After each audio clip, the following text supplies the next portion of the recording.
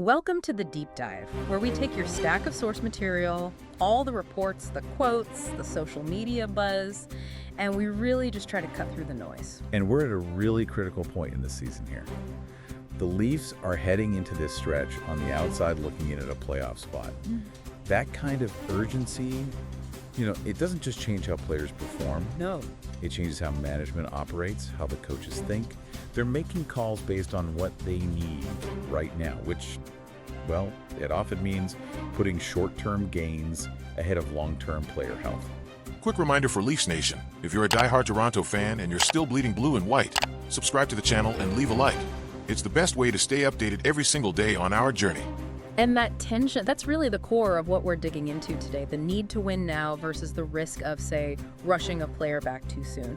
Our mission is to decode all this injury drama, make sense of the confusing language, and really understand the strategy behind every move, especially heading into tonight's game. Which is an absolutely massive game against the Florida Panthers. Exactly. We need to figure out what all this news means for the team moving forward, and maybe even for their whole philosophy on managing injury risk. Yeah, there's a lot to unpack.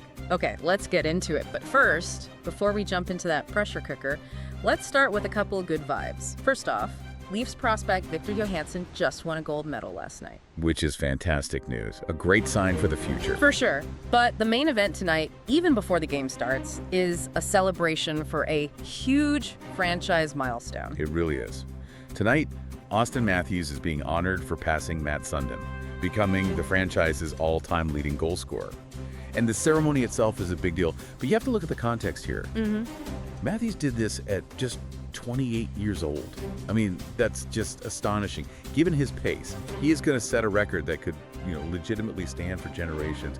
He's going to score many, many more goals for Toronto. And you love to see the team getting around him. We've seen guys like Oliver Ekman-Larsson, OEL, wearing the commemorative Matthews shirt. That solidarity is so important tonight. But, okay, let's shift from that high point to the high-stakes reality. Brandon Carlo is back.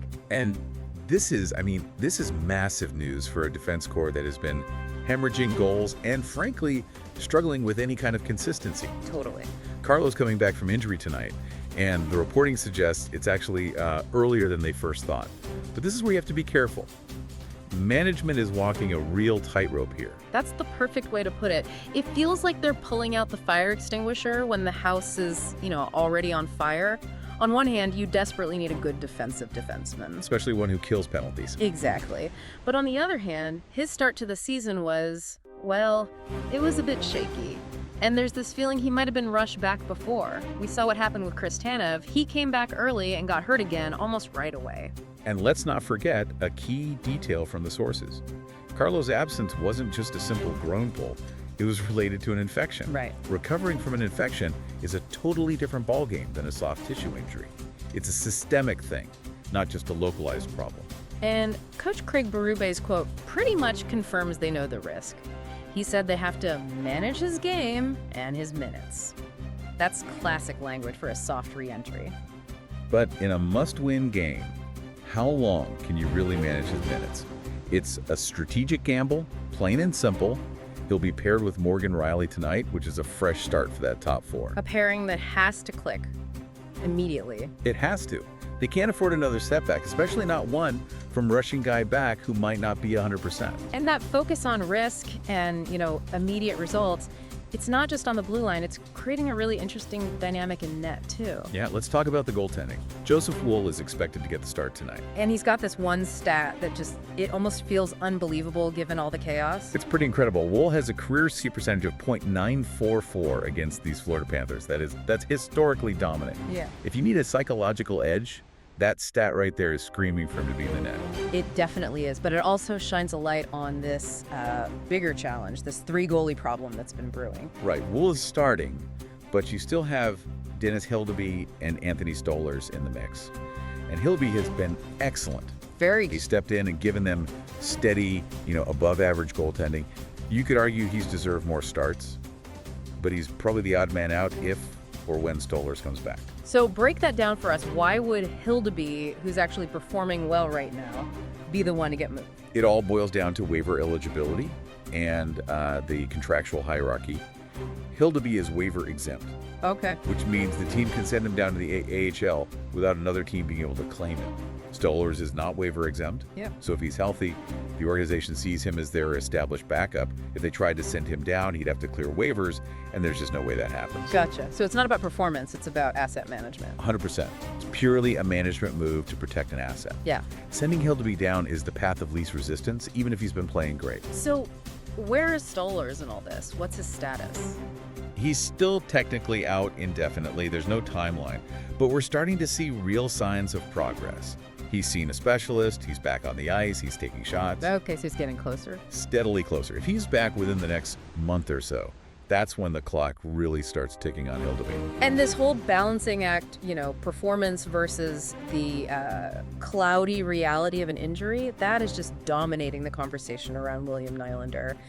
This is where I think the fan frustration really boils over. Right. Completely legitimate frustration. The team labeled him day-to-day a week and a half ago. A week and a half. Right. Day-to-day should mean you miss one game, maybe two. The guy even flew to Detroit, which signals he was right on the verge of playing. And yet, here we are, and he's still not in the lineup tonight. It's week to week at this point. They had to put him on retroactive injured list, which basically admits the first label was wrong. It does, but let's analyze why they do this. It's not just to be difficult. There are a couple of key strategic reasons. First, it's competitive secrecy. If you tell the Panthers for sure that Nylander is out for 2 weeks, they plan for that. If you say day-to-day, they have to waste time and energy preparing for the chance he might play. It keeps them off balance. Okay, that makes sense. And what's the second reason? It's tied to that retroactive move, right? Exactly. The retroactive IR designation isn't just an admission, it's a salary cap tool. Putting a player on IR lets the team accrue emergency cap space, which is critical for a team this tight to the ceiling. By making it retroactive, they claw back cap space they were burning while he was just listed as day-to-day. So it's strategic cap manipulation. It's not just a casual update, no.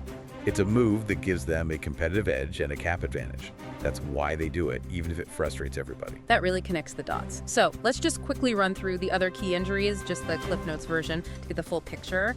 Absolutely. Yeah. Jake McCabe is out for about a week. They think maybe sooner. Dakota Joshua, unfortunately, is out indefinitely. That's a very long-term one. Yeah, that's a big loss. And, of course, Chris Tanev is still out. He's that constant reminder of the risks of coming back too soon in this kind of high-pressure environment. So they are, slowly, maybe tentatively getting healthier. But just as they're fighting through all this injury tension, a whole different kind of tension just exploded in the media today. Ah, yes. Courtesy of the undisputed king of provocation. Brad Marchand. Of course. He decided to turn his media availability into, well, a calculated frenzy. He knows the Toronto media better than anyone, and he knows exactly which buttons to push. We have to break down what he said because it was just pure performance art designed to get under their skin before the game. He started off kind of innocently, saying the Leafs now play the right way compared to before, which is a subtle little jab at the previous coaching staff. Right, but he didn't stay subtle for very long. Not at all. He went right for the biggest fan anxieties. He said it was unfortunate the fans ran Marchand out of town. Then he adds that Marchand is a point-per-game player whose absence hurts. That comment about the fans running out of star, that hits the rawest nerve in this market. And he wasn't done. Nope, not even close. He saved the final shot for the guy being honored tonight, Austin Matthews. He mentions Matthews' contract, saying he has a couple of years left, and then drops the bomb. Who knows where he'll finish his career? So, connecting this to the big picture, why? What's the end game? He's obviously trying to plant seeds of doubt, disrupt a team that's already under so much pressure. He's trolling. It's intentional. He knows a comment like that gets 2 days of wall-to-wall coverage in Toronto, whereas in Florida it would be a footnote. His goal is to create chaos inside the market and make the Leafs locker room think about media noise instead of the actual game. It's infuriating, but you have to admit it's brilliant media manipulation. It is. But there was one little piece of what he said that, according to your sources, might actually be true. Kind of slipped in there like a Trojan horse. What was that? When he